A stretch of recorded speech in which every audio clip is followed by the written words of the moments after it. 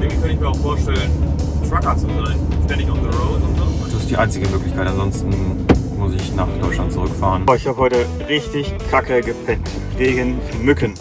Was zum Teufel machen diese Löcher da? Völliger Bullshit. So, jetzt kommen die Würstle drauf.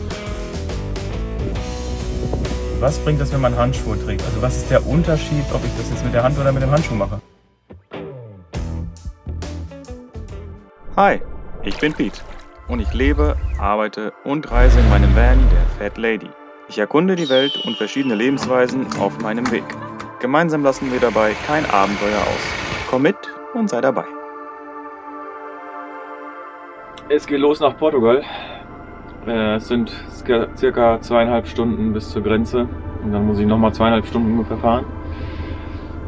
Ja, ich bin sehr, sehr gespannt, wie das klappt und was daraus wird. Der ein oder andere mag eine leichte Anspannung in meinem Gesicht erkennen.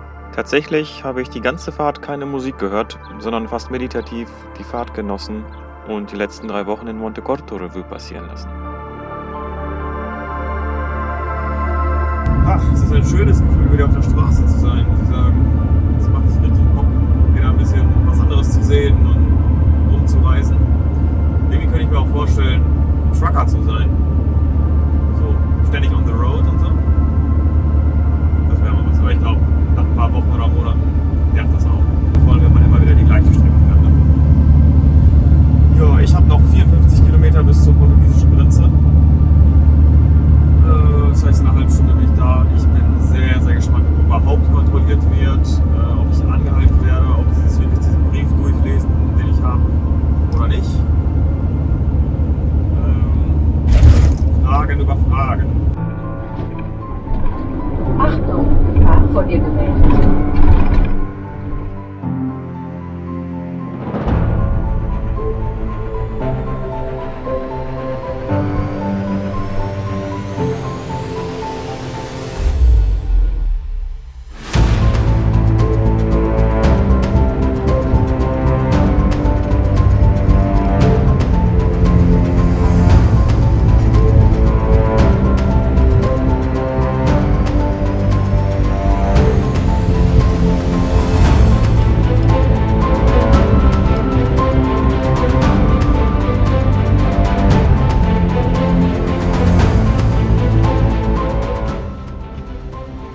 Bom dia.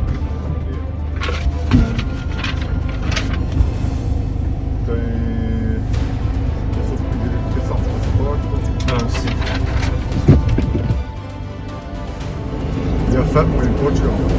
No, I have no family. You live alone? You come alone? Yeah, I'm alone. So, Yeah.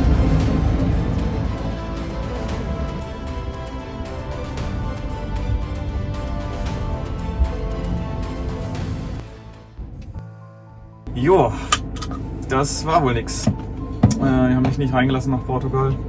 Das heißt, die haben mir nicht abgekauft, dass ich da arbeite. Ich müsste irgendwie so einen Residenzausweis haben oder so, dass ich mich da schon länger aufhalte oder da schon gearbeitet habe. Das heißt, ich bleibe in Spanien. Jetzt muss ich mal gucken, was ich mache, weil ich darf mich natürlich nicht beim Campen erwischen lassen. Das ist quasi verboten. Ich muss wahrscheinlich so schnell wie möglich bei einem Workaway-Host unterkommen. Das ist die einzige Möglichkeit, ansonsten muss ich nach Deutschland zurückfahren. So ist das halt. Aber wir machen das Beste draus. Ja, die Regeln sind ja auch da, sinnvollerweise. Ich war jetzt entsprechend vorsichtig. Das erklärt euch mal der Zukunftsbeat. Also, mal Butter bei die Fische. Ich habe mich da am Rande der geltenden Regeln bewegt. Aber ich möchte eins im Namen aller Vollzeit-Vanlifer anmerken. Wir sind in unserem Auto zu Hause. Wir können sonst nirgendwo hin. Wir sind genauso auf Strom, Wasser, Nahrungsmittel und Kommunikation angewiesen wie alle anderen Menschen auch. Insofern war es mein oberstes Ziel, einen Ort zu finden, wo ich all dies habe und auch für länger bleiben kann. Und ob dieser Ort nun in Spanien, Portugal oder Deutschland ist, macht meiner Meinung nach keinen Unterschied für das Verbreitungsrisiko des Virus durch mich. Danke, Zukunftsspeed. Ich reise jetzt erstmal weiter. Erstmal einkaufen und dann Plätzchen suchen. Ich habe jetzt schon mal prophylaktisch einen Stellplatz für die Nacht gesucht. Der ist ganz schön, zeige ich mal nachher. Aber jetzt erstmal einkaufen Im Prinzip habe ich genug zu essen, aber ich habe halt kein Obst und kein Gemüse. Oh, das will ich ändern. Das heißt, ich gehe jetzt das Risiko ein und gehe einkaufen. Versuche mir dabei aber möglichst wenig ins Gesicht zu fassen oder gar nicht, um irgendwie nicht die Chancen zu erhöhen, dass ich es bekomme. Ich hatte gerade meine erste Einkaufserfahrung seit der Ausgangssperre in Spanien. Ich war in einem großen Supermarkt. Ist mittel was los. Produkte sind so gut wie alle da, also normal, würde ich sagen. Fast alle tragen eine Maske und fast alle tragen Handschuhe. Und bevor man den Markt betritt, muss man sich da so Einweghandschuhe anziehen, die man da kriegt. Vielleicht kann mir das ja mal einer erklären. Aber was bringen diese Handschuhe? Also was bringt es, wenn man Handschuhe trägt, aber sich sonst so verhält wie sonst? Sich diesen Handschuh in die Nase steckt oder sich an der Nase kratzt oder am Auge? Also was ist der Unterschied dazu, ob ich das jetzt mit der Hand oder mit dem Handschuh mache? Das bringt nichts, außer dass die Viren auf dem Handschuh noch länger überleben als auf der Hand, soweit ich weiß. Weil die Hand hat halt so eine natürliche Schutzschicht mit auch Bakterien, die das angreifen und so, also den Virus. Aber ein Handschuh eben nicht. Und in dem Handschuh, davon mal ganz zu schweigen, was da abgeht mit Schweiß und allem drum und dran, ne? Da blüht ja alles Mögliche. Also ich verstehe das nicht. Vielleicht kann mir das mal ein Arzt oder ich weiß nicht, irgendein Biologe oder irgendwas mal erklären, warum oder was bringen diese Handschuhe. Also ich habe das auch noch nie verstanden, wenn ich beim Fleischer war oder an einer Fleischertheke im Supermarkt. Sie fasst das Fleisch mit dem Handschuh an. Ja, schön und gut, aber dann gibt sie mir das Bargeld zurück mit dem Handschuh. Oder nimmt das auch an. Und ich denke, ja, und? Wo ist jetzt der Unterschied, ob sie Handschuhe trägt oder ob sie ihre Hand macht? Also, kann mir das mal einer erklären, was da der Sinn davon ist? Oder verstehe ich das irgendwie nicht?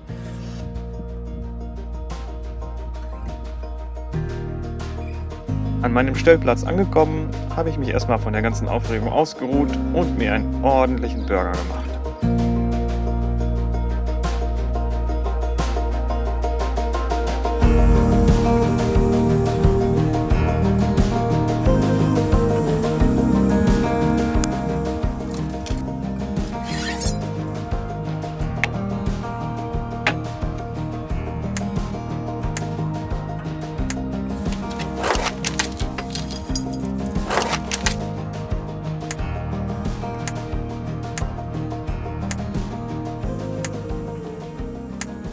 Mir ist gerade mal was aufgefallen. Also ich hatte gestern Abend ein paar Mückenprobleme.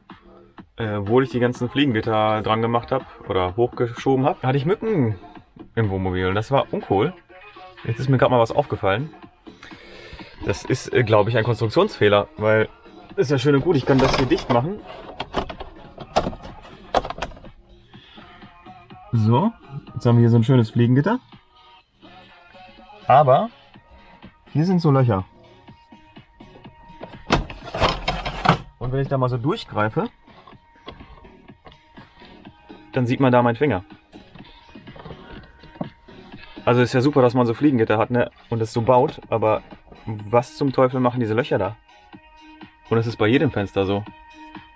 Das ist ein mega Konstruktionsfehler. Das sind Marken-Dometic-Fenster.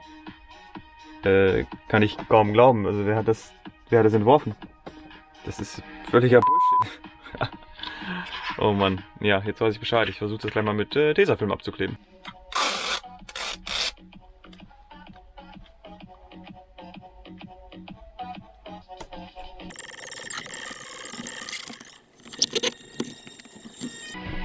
So, untere Lücken abgeklebt, jetzt noch die oberen.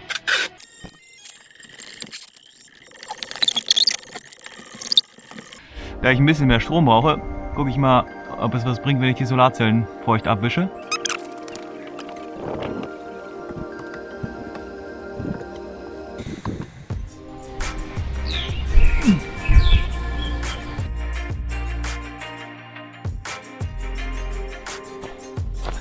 Ganz schön viel Vogelkacke auf dem Dach. Mal gucken, was das gebracht hat. Oh, ist die Sonne gerade eh weg, ist gerade Wolken. Um es kurz zu machen, es hat nicht geholfen. Die zweite Nacht ist um. Die war deutlich besser als die erste, denn ich habe es geschafft, das Auto mückenfrei zu bekommen. Aber das hat mich gestern bestimmt 1,5 Stunden gekostet. Das heißt, ich saß im Bett mit Licht und habe darauf gewartet, bis sie zu mir kamen. Und habe sie dann mit der elektrischen Fliegenklatsche gegrillt. Und dann waren sie alle weg und ich hatte einen ruhigen Schlaf. Gott sei Dank. Und ich habe lange geschlafen, 10 Stunden. Das tut gut. Ich war gerade mal spazieren, die Gegend erkunden. Jo, ist ganz hübsch hier und in der Sonne ist auch warm, im Schatten ist kalt. Ja, es ist ein komisches Gefühl, spazieren zu gehen und mit dem Auto hier zu stehen. Da hinten steht es übrigens. Da. Weil letztendlich versuche ich mich so unauffällig wie möglich zu verhalten und mich zu verstecken. Ich habe nämlich gehört von anderen Vanlifern, dass sie beim Überqueren der Grenze von Portugal nach Spanien von den spanischen Polizisten so einen Wisch bekommen, den sie unterschreiben müssen, dass sie das Land nur durchreisen und in 5 Tagen wieder verlassen. Frankreich macht übrigens dasselbe. Das heißt, ich habe die Befürchtung, wenn ich hier auf Polizisten treffe, dass die mich auch das unterschreiben lassen und dann ist die Reise für mich zu Ende. Dann muss ich zurück nach Deutschland und das versuche ich halt zu vermeiden. Das heißt, ich bin möglichst abseits, gucke, dass mich Leute nicht sehen. Mal gucken, wie lange das gut geht. Aber das Wetter ist zu schön, um Spanien jetzt schon zu verlassen. Es ist Zeit, mal zu duschen. Und weil ich keinen Diesel verbrennen will, um warmes Wasser zu erzeugen, habe ich eine Solardusche. Ja, das fühlt sich nach deutlich über Körpertemperaturen. Also so um die 40 Grad würde ich schätzen. Vielleicht täuscht es auch. Mal gucken. Ich probiere es jetzt aus.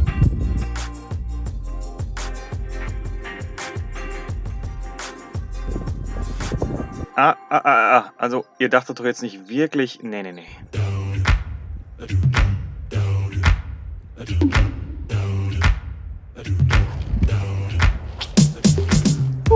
Also das Wasser hat bestimmt knapp 40 Grad.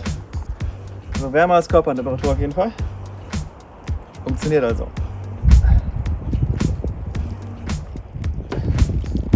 Aber irgendwie muss ich hier noch an der Technik arbeiten.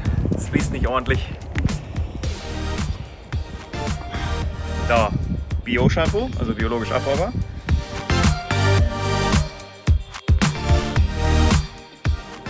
Dadurch, dass es heute ein bisschen windig ist, ist es ein bisschen frisch, ne? Und das waren jetzt 10 Liter in dem Beutel, die ich reingefüllt habe. Ich würde sagen, ich habe noch keine 5 verbraucht. Also 5 Liter zum Duschen reicht im Prinzip. Boah, ich habe heute richtig kacke gepennt. Wegen Mücken. Die haben mich die ganze Nacht wach gehalten. Und ich habe nicht verstanden, wo die herkommen. Heute Morgen habe ich das Ganze mal untersucht. Das Dachfenster, aber auch alle Seitenfenster lassen Mücken durch. Trotz Mückenschutzgitter, weil da halt rechts und links ein Spalt ist. Vom guten halben Zentimeter, was für Mücken locker ausreicht. Ja. Das ist also der Grund. Also quasi heute Nacht erstmal keine frische Luft. Ich muss erstmal eine Lösung dafür finden. Das sind Fenster, die eigentlich in jedem Wohnmobil verbaut sind. Also Dometic Markenfenster. Und die sind alle fehlkonstruiert. Das muss man einfach mal so sagen. Die lassen Mücken durch. Das ist total der Kack, weil dann kann man nachts halt kein Fenster auflassen. Die kommen durch den kleinsten Spalt. Ich hoffe, heute kriege ich eine ruhige Nacht.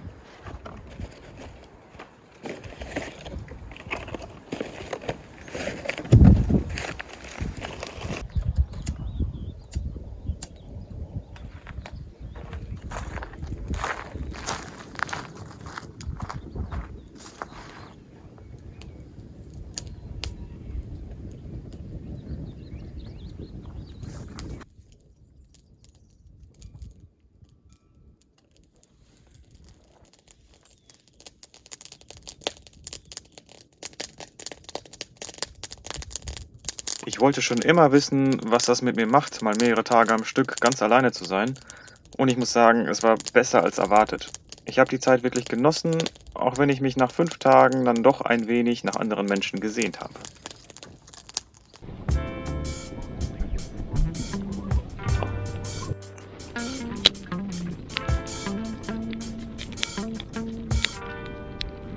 Und heute habe ich mal beschlossen, es gibt was vom Feuer.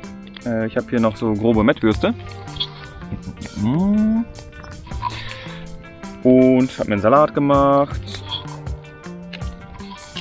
Ja, und ich dachte, ich mache mal Feuer. Das hebt die Stimmung. Ich hoffe nur, dass es irgendwie keinen stört hier, dass ich Feuer mache. Irgendwie ist heute auch ein extrem hohes Leuteaufkommen. Also anscheinend halten die Spanier es auch nicht mehr zu Hause aus. Das hat sich dann bestätigt, als ich abends von meinem Stellplatz aus lautes Singen und Klatschen gehört habe. Das war nämlich der erste landesweite Balkonprotest in Spanien. Nach fast 2 Wochen strikter Ausgangssperre. Und müssen irgendwie spazieren gehen, also auch Leute ohne Hund, was ja genau genommen dann verboten ist. Viele fahren hier sogar Motorrad, haben so Crossmaschinen und ich bin ja hier auf so einer Offroad-Cross-Strecke, wie man hier so sehen kann. Das heißt, die Leute halten es auch nicht mehr zu Hause aus und gehen raus, aber irgendwie ist es ein ungutes Gefühl, dass mich jetzt so viele Leute hier sehen. Es ist schon eigenartig, wenn man weiß, dass so viele Leute wissen, wo man steht nachts. Naja, wird schon gut gehen. Übrigens, wenn ihr mal Feuer machen müsst, sammelt Tannenzapfen, wenn ihr die Möglichkeit habt. Also wenn Nadelwald in der Nähe ist. Brennt wie Hulle und zündet auch direkt an. Das heißt, ist fast wie ein Anzünder. Ein bisschen Papier drunter, das war's. Und es brennt echt gut. So, jetzt kommen die Würstle drauf.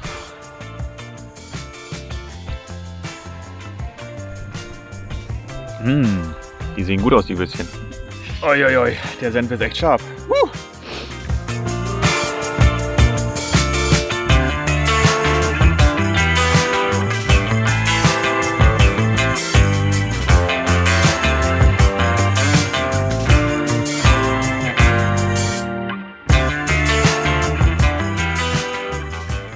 In der nächsten Folge seht ihr, wie ich die Offroad-Fähigkeiten der Fat Lady teste und ein neues, wunderschönes Zuhause finde. Hi!